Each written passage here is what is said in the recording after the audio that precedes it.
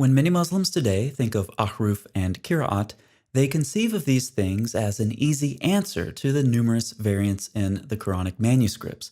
No matter how many variants there are, no matter what those variants are, they're all ahruf or qira'at. They come right from Muhammad, and they can simply be dismissed as concerns for the Quran's perfect preservation. However, in the real world, things are much more complex.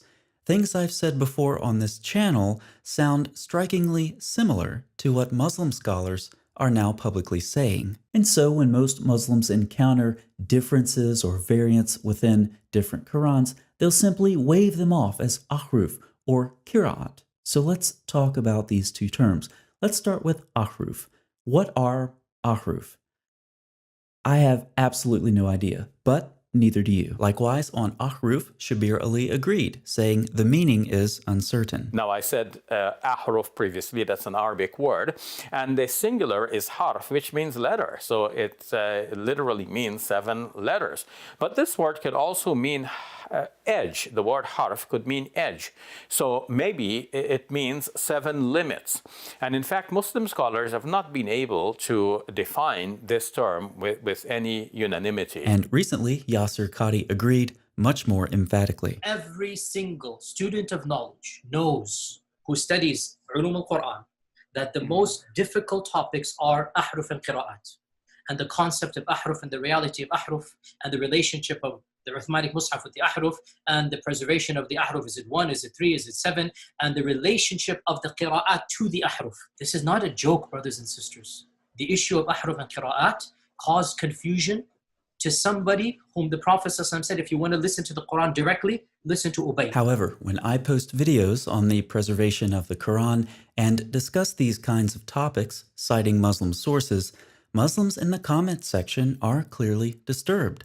What they're hearing from me and other channels like this goes against what they've been told, but it doesn't go against the data in their own sources, like Yasser Qadhi says. And they'll bring issues, which I'm not going to mention explicitly, that you know are true because they're in your own books. They're not inventing anything new. And that is true. The vast majority of the material I use in my videos on the preservation of the Quran is from Muslim sources. However, since Muslims haven't heard these things before, they assume that I'm using untrustworthy Muslim sources, or even worse, non-Muslim sources. And so they begin arguing in the comments section. Others post refutation videos. What these Muslims don't seem to realize is that they're not arguing with me, though they think they are. They're actually arguing with their own sources and their own scholars. And they're doing this not on the basis of data, but on the basis of what they believe, the popular Muslim narrative that the Quran has been miraculously preserved. So what is the disconnect between these Muslims and the data? Yasser Qadhi enlightens us. When you're the beginning student of knowledge, you're like, what is all of this going on here? When you go a little bit more, you learn to simply memorize what your teachers say and regurgitate it out. And you don't fully comprehend. When you do a deep dive is when things get very, very awkward and difficult. The vast majority of Muslims on my channel are in one of these two stages. They are simply confused, or they only know enough to repeat what they've been told. You learn to simply memorize what your teachers say and regurgitate it out. Most Muslims will not want to progress any further, because if they do, things get very, very awkward and difficult. So here's my advice to Muslims. Stop arguing with yourselves. You think you're refuting me. You think you're refuting channels like this. But you're not. You're simply in a state of confusion. When you're the beginning student of knowledge, you're like, what is all of this going on here? Or you're repeating what you've been told. When you go a little bit more, you learn to simply memorize what your teachers say and regurgitate it out. Remember, we are just using your sources. They're in your own books. They're not inventing anything new. But the difference is that, unlike Muslims, we are not limited by the bounds of orthodoxy. In a Muslim environment, there's always some respect that we have for the Quran. We should.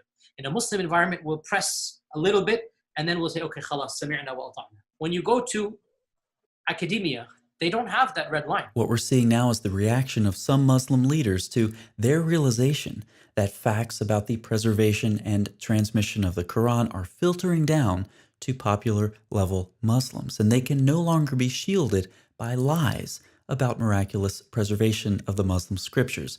And the questions that are being raised about the preservation and transmission of the Quran do not find answers among Muslim scholars. By and large, our ulama in the Eastern world are not aware, by and large, of what's going on in the Western side of things.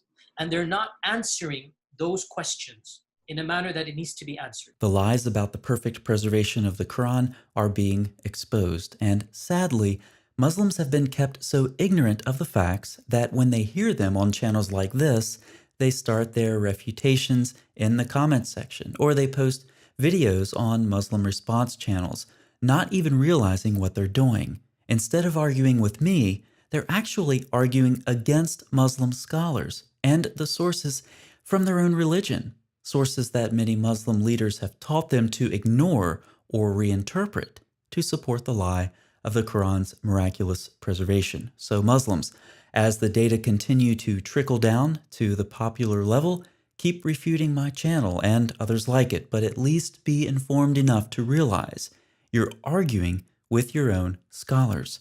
You're arguing against data in your own sources. You're arguing with yourselves.